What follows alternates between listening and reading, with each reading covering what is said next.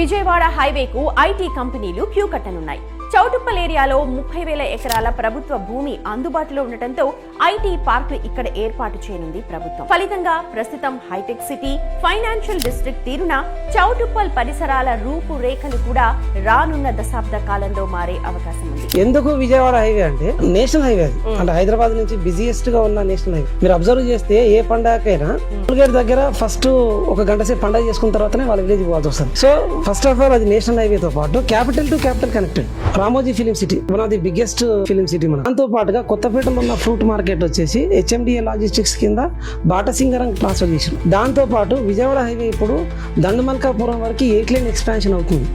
8 flyovers already build అయింది. అంటే ఇవన్నీ వస్తున్నాయని చెప్పట్లేదు, మనం ఆల్రెడీ వచ్చినాయి. Dandumalkapuram industrial area, green industrial park, MSME అంటే medium and small scale industries ఏసియాలోనే బిగ్గెస్ట్. ఇండియాలో ఫస్ట్ టైం అక్కడ మనకు ఆల్మోస్ట్ 48,000 ఎంప్లాయ్మెంట్ కు ప్లాన్ చేశారు. 2019 లో స్టార్ట్ అయింది. ఆల్మోస్ట్ 120 కంపెనీస్ స్టార్ట్ అయినాయి మ్యానుఫ్యాక్చరింగ్ అండ్ సప్లై.